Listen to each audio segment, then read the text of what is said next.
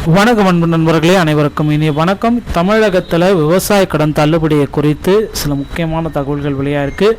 என்ன அப்படின்றத இந்த ஒரு வீடியோவின் வாயிலாக பார்க்கலாம். மக்களை நீங்கள் நம்முடைய சேனலை முதல் முறையாக பார்க்குறீங்க அப்படின்னா மறக்காமல் ஒரு சப்ஸ்கிரைப் அண்ட் பெல்லை கிளிக் பண்ணி வச்சுக்கோங்க. தமிழகத்தில் தான் விவசாய கடன் அதிகம் தள்ளுபடி செய்ய திட்டம் இல்லை அப்படின்ற மாதிரி சில முக்கியமான தகவல்கள் போயிட்டுருக்கு. பொதுத்துறை வங்கிகளில் கார்ப்பரேட் முதலாளிகள் பெற்ற கடன்கள் 12 லட்சம் கோடி ஒன்றிய அரசு தள்ளுபடி செய்கிறது. ஆனால் விவசாய கடன்களை தள்ளுபடி செய்ய மறுக்கிறது என இந்த மாதிரி தகவல்கள் எழுந்திருக்காங்க. ஸோ 12 லட்சம் கோடி எங்கே விவசாய கடன் வெறும் 75,000 80,000 1 லட்சம் 1.5 லட்சம் வாங்கிய விவசாயிகள் எங்கே? இப்படி தாங்க மக்கள் பார்த்தீங்கன்னா ஒவ்வொரு நாளும் வேதனைப்பட்டிருக்காங்க. தமிழகத்தில் விவசாய கடன் அதிகமாக இருக்குது, இதில் தள்ளுபடி செய்கிறதுக்கு வாய்ப்பு இல்லை அப்படின்ற மாதிரி தகவல்கள் போயிட்டுருக்கு.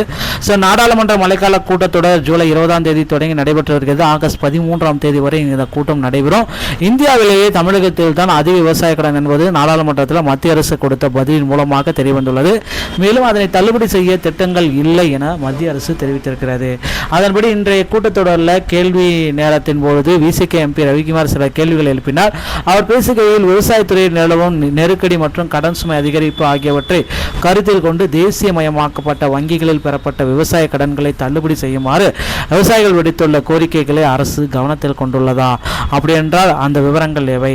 தமிழ்நாடு உட்பட பல மாநில அரசுகள் கூட்டுறவு பயிர்க்கடன் தள்ளுபடி செய்வதாக அறிவித்துள்ள நிலையில் பொதுத்துறை வங்கிகளில் நிலுவையில் உள்ள பயிர்க்கடனுக்கு அத்தகைய நிவாரணம் எதுவும் வழங்கப்படவில்லையே. இதோடைய உண்மையான தகவல் தான் என்ன?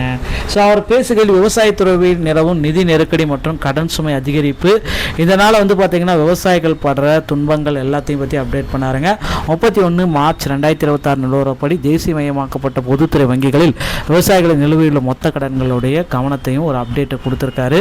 ஸோ ஒவ்வொரு வங்கிகள்லையுமே அதில் தமிழகத்தில் பார்த்தீங்கன்னா டேட்டாபேஸ் கொடுத்துருக்கேன். அதே போல் சிறு மற்றும் குறு விவசாயிகளுக்கு அத்தகைய கடன்களை ஒரே தவணை தள்ளுபடி செய்வது அல்லது மறு சீரமைப்பு செய்வது குறித்து பரிசீலிக்க அரசு உத்தேசித்துள்ளதா என விழுப்புரம் தொகுதி விசிக எம்பி ரவிக்குமார் அவர்கள் இந்த தகவலை தெரிவிச்சிருக்காருங்க. ஸோ கடன் நெருக்கடியில் உள்ளவர்களுக்கு நிவாரணம் அளிக்கும் வகையில் இந்திய ரிசர்வ் வங்கி அழுத்தத்திற்கான சொத்துக்களை தீர்வு காண்பதற்கான முதன்மை வழிகாட்டுகள் 2025 வெளியிட்டிருக்காங்க.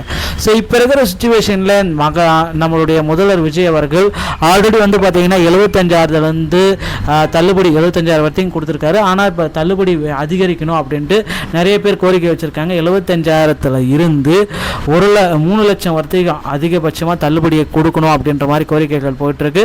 ஸோ பொறுத்து நம்ம பார்க்கலாம். இதற்கான அப்டேட்டு நம்ம விரைவில் நம்ம எதிர்பார்க்கலாங்க. இந்த வீடியோ உங்களுக்கு பிடிச்சிருந்தா நீங்கள் நம்முடைய சேனலோட இணைந்திருங்க. மீண்டும் ஒரு நாள் தகவலோட நான் உங்களை சந்திக்கிறேன். நன்றி, வணக்கம், தேங்க்யூ.